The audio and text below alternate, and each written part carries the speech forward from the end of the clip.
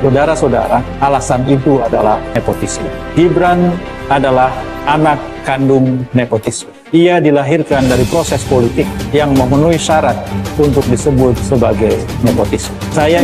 Karena nggak mungkin pengadilan mengadili MK. MK itu sudah sah dan binding itu. Artinya sudah berlaku erga omnes. Tetapi kan ada cacatnya di situ. Nah, kecacatan ini yang kami persoalkan. Maka dua ahli akan persiapan untuk minggu depan. Itu menyikapi keberatan kami.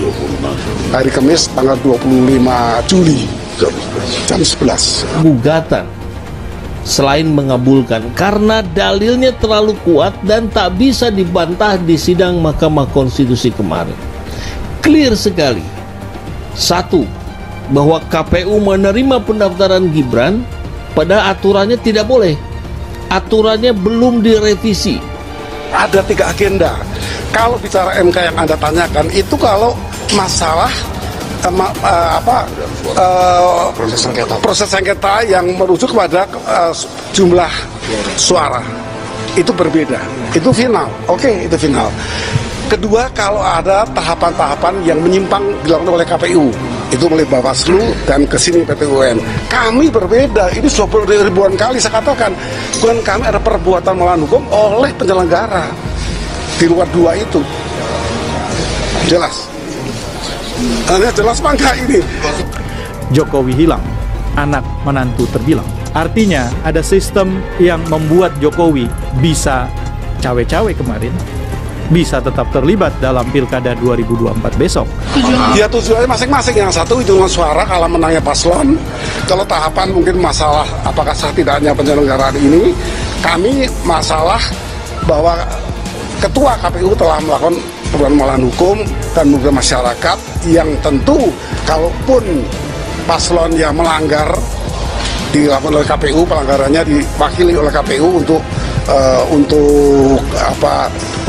dipersoalkan apakah sah apa tidak. Ya, yang bermasalah bagi kami Gibran, bagi kami ya tidak bisa dilantik. Walaupun KPU memutuskan ini tidak bisa dilantik, orang bermasalah. Ini jelas tak bisa dibantah dengan dalil apapun. Yang kedua, ya cawe-cawenya Jokowi, bansos, intimidasi dan segala macam ini juga sama, tak bisa dibantah. Jokowi menurut saya harus dikenang sebagai bapak nepotisme Indonesia. Ia amat sangat sayang keluarganya. Sampai banyak orang yang mengkritiknya menganggap rasa sayang itu seperti menenggelamkan rasa sayangnya untuk Indonesia yang lebih besar. Keterangan mantan hakim MK Bapak Marwarar Sirait, Marwarar Sihaan berkali-kali mengatakan putusan yang cacat hukum, artinya ditemukan nanti kalau ini on remata terbukti cacat, berarti karena tidak bisa itu tidak dikirim ke DPR kok bisa ini, artinya putusan MK mengenai batas umur itu tidak sah. Nah, ya resikonya ya diputuskan menang, tapi kan itu ya non executable, tidak bisa dieksekusi. Ini sebetulnya sudah cukup menjadi alasan untuk membuat orang mempertanyakan kelayakan Gibran. Tetapi tak usah jauh berbicara tentang itu dulu, sebab ada sesuatu di hulu yang justru jadi alasan yang amat sangat penting dan mendasar. Itu undang-undang kehakiman itu. Undang-undang kehakiman, kekuasaan kehakiman menentukan sebuah putusan hakim. Hakim ini baik di jajaran MA atau MK ya tidak bisa dieksekusi. Karena cacat hukum tadi, belum cukup umur, diputus oleh MK dianggap cukup, ditemukan pelanggaran. Berarti kalau nanti putusan sini sesuai permohonan Bapak, yang dipilih itu cuma Pak Prabowo doang gitu? Bisa begitu, bisa begitu. Karena Pak Prabowo tidak cacat, tidak ada yang salah di Pak Prabowo. Ya, tapi soal MPR, silahkan. MPR kan bukan punya pimpinan saja, MPR itu punya seluruh rakyat Indonesia itu yang mewakili di MPR. Ya jangan dengarkan pimpinan yang mengatakan tidak mau dijegal dan sebagainya, itu pribadi. MPR bukan pribadi. Seluruh sidang paripurna akan memutuskan apakah bisa nggak orang cacat hukum dilantik. Ya, MPR-nya bukan pribadi, saya ingatkan, bukan pimpinan, bukan personal, tapi lembaga di mana rakyat bermusyawarah di sana. Jadi ada kelalaian administratif.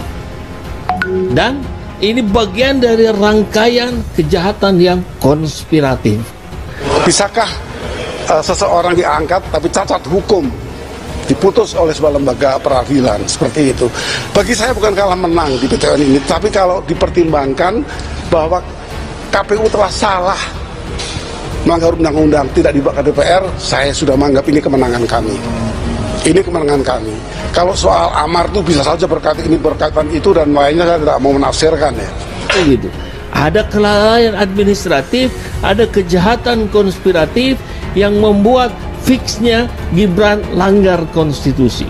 Tapi bagi kami, kalau diakui dan pertimbangan hakim itu bahwa betul KPU ini salah tidak bawa ke DPR, ke rumah rakyat untuk disampaikan dengar pendapat rakyat di sana, langsung diberlakukan, apakah salah apa tidak?